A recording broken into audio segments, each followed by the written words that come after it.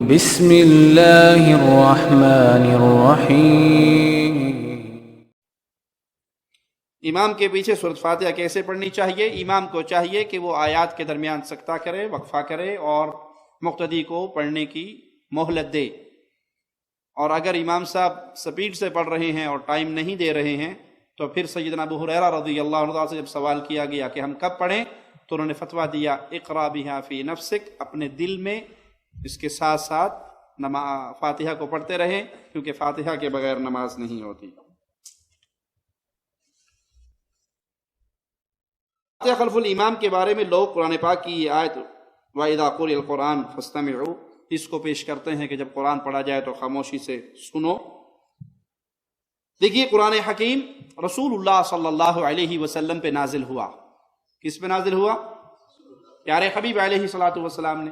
تو جو آیات کا مفہوم پیارے حبیب نے سمجھا وہ کسی اور نے، جو آپ نے اپنے اصحاب کو سمجھایا وہ سب سے بہترین۔ اب یہ آیت کس پہ نازل ہوئی؟ اللہ کے نبی صلی اللہ علیہ وسلم، اور یہ حدیث بھی اللہ کے نبی صلی اللہ علیہ وسلم کی ہے، لا صلاۃ لمن لم یقرأ بفاتحۃ الکتاب، جو فاتحہ نہیں پڑھتا اس کی نماز نہیں ہوتی۔ تو وہ ہمارے لیے وضاحت ہے، مزید کھول کے مسئلہ سمجھا رہی ہے۔ اس آیت کی موجودگی میں پیارے حبیب فرما رہے ہیں جو نماز میں فاتحہ نہیں پڑھتا اس کی نماز نہیں ہوتی، تو اس کو دلیل بنا کے فاتحہ کو نہیں چھوڑا جائے گا۔ اس کو دلیل بنا کے جو made in India made in Pakistan مسئلے ہیں لوگ وہ چھوڑنے کے لیے تیار نہیں ہیں، اور ہم سے نبی کی حدیث چھڑوانے کے لیے تیار ہے۔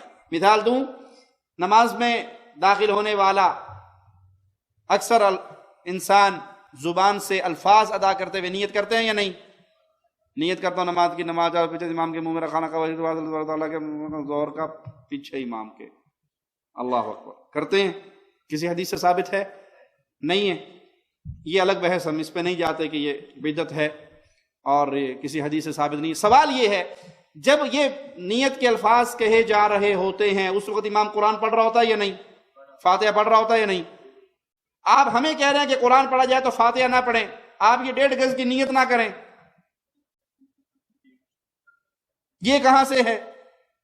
آپ اس آیت کی بنیاد پہ فاتحہ سے روک رہے ہیں، تو اس آیت کی بنیاد پہ اس نیت سے کیوں نہیں رکتے جو کسی حدیث سے ثابت نہیں؟ آگے چلیں، اس آیت کی بنیاد پہ ہمیں فاتحہ سے روکتے ہیں۔ آپ جب آئے مسجد میں صف میں کھڑے ہوئے اللہ اکبر کہا یا نہیں؟ جی کہا۔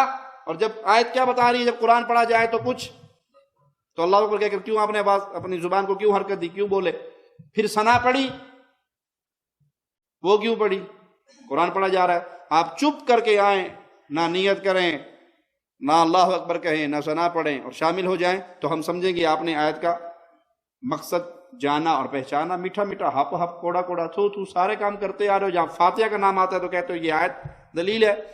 مسجد میں جاتے ہو قرآن پڑھ رہے ہیں بچے، 10 بچے، 20 بچے، 100 بچے بیٹھے قرآن پڑھ رہے ہیں، تو اس آیت کو وہاں لے جا کے فٹ کرو تو کیا ہونا چاہیے؟ ایک بچہ پڑھے باقی سارے سنیں،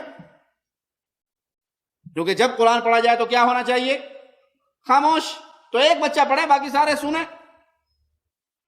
رسول اللہ صلی اللہ علیہ وسلم پہ یہ آیت نازل ہوئی، اور آپ علیہ السلام کا فرمان ہے جو فاتحہ نہیں پڑھتا اس کی نماز، آپ نے فجر کی نماز پڑھائی، آپ پہ قرآن پڑھنا مشکل ہو گیا، سلام پھیر کے پوچھا میرے پیچھے کچھ پڑھتے ہو؟ کہا جو آپ پڑھتے ہیں وہ ہم۔ آپ نے فرمایا لا تفعلوا الا بأم القرآن، میرے پیچھے کچھ نہ پڑھو سوائے فاتحہ کے۔